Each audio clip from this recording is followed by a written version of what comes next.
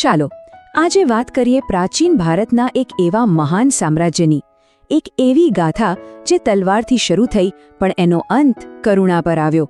આ કોઈ સામાન્ય વાર્તા નથી, આ છે મૌર્ય સામ્રાજ્યની કહાણી. આપણે સાથે મળીને જાણીશું કે કેવી રીતે એક સામ્રાજ્યએ પોતાનો રસ્તો બદલીને ઇતિહાસને હંમેશ માટે બદલી નાખ્યો. 50 લાખ ચોરસ કિલોમીટર. વિચારો તો ખરા, આ કેટલું વિશાળ હશે. આપણે વાત કરી રહ્યા છીએ સમ્રાટ અશોકના સમયની, જ્યારે મૌર્ય સામ્રાજ્યની સરહદો છેક અફઘાનિસ્તાનથી લઈને બંગાળ સુધી પહોંચતી હતી.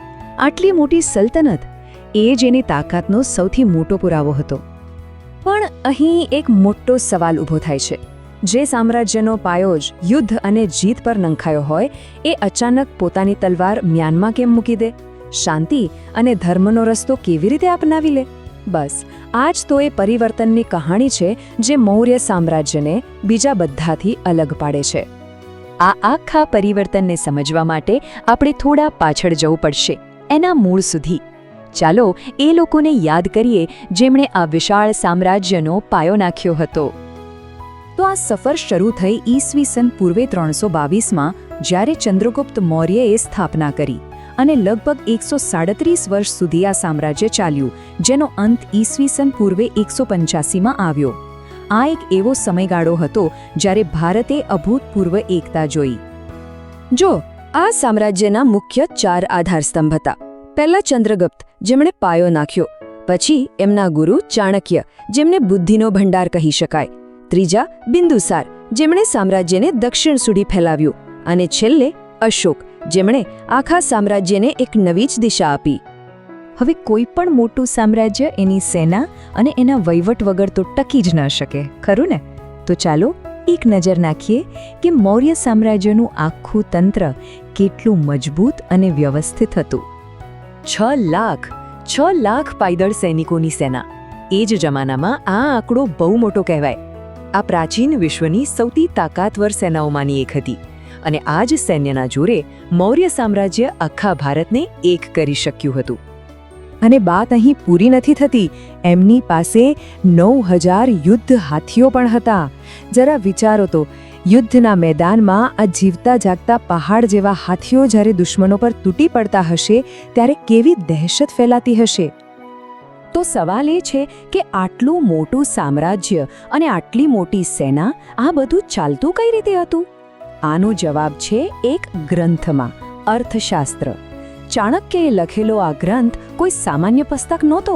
એ તો આખા સામ્રાજ્યને ચલાવવા માટેનો એક માસ્ટર પ્લાન હતો, જેમાં રાજનીતિ, અર્થવ્યવસ્થા અને જાસૂસી વિશે બધું જ લખેલું હતું.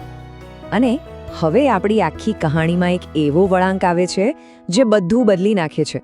એક એવું યુદ્ધ જેણે ખાલી ઇતિહાસ જ નહીં પણ એક સમ્રાટનું દિલ પણ બદલી નાખ્યું. ઈસવીસન પૂર્વે 261, કલિંગનું યુદ્ધ. આ તારીખ ઇતિહાસમાં હંમેશા માટે નોંધાઈ ગઈ. આ ખાલી એક યુદ્ધ નહોતું.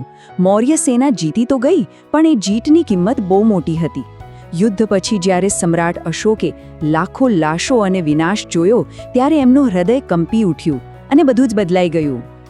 અને બસ આ જ એ વિચાર હતો જેણે અશોકના જીવનને એક નવી જ દિશા આપી.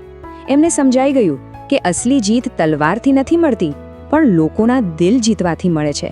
અને અહીંથી જ એમના ધર્મ વિજયની શરૂઆત થઈ.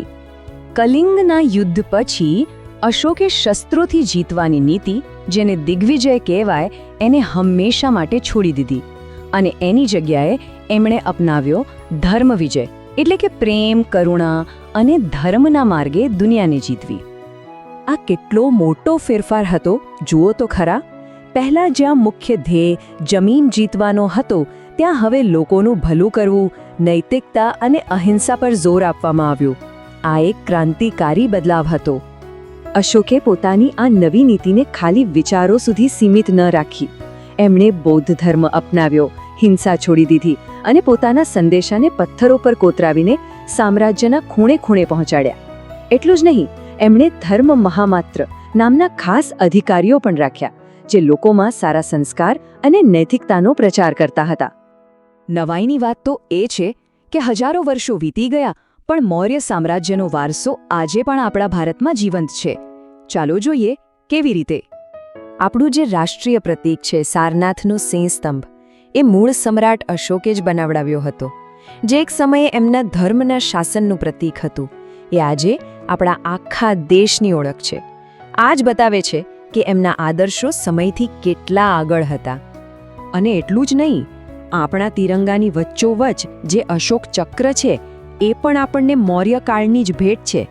એ ધર્મ, સત્ય અને પ્રગતિના પૈડાનું પ્રતીક છે, જે આપણને હંમેશા આગળ વધતા રહેવાની પ્રેરણા આપે છે. તો અંતમાં મૌર્ય સામ્રાજ્ય અને સમ્રાટ અશોકની આખી કહાણી આપણને એક બહુ ઊંડા સવાલ પાસે લાવીને મૂકી દે છે. શું તાકાત અને શાંતિ એકસાથે રહી શકે છે? કદાચ આ ઇતિહાસ આપણને એ જ શીખવે છે કે સાચી અને લાંબા સમય સુધી ટકી રહે એવી જીત તલવારથી નહીં, પણ સારા સિદ્ધાંતો અને કરુણાથી જ મળે છે. અને આ એક એવો વિચાર છે જે આજે પણ એટલો જ જરૂરી છે. दोस्तों, वीडियो पसंद आया हो तो लाइक और शेयर जरूर करें और चैनल को सब्सक्राइब करना न भूलें। मिलते हैं नेक्स्ट वीडियो में, तब तक जय हिंद।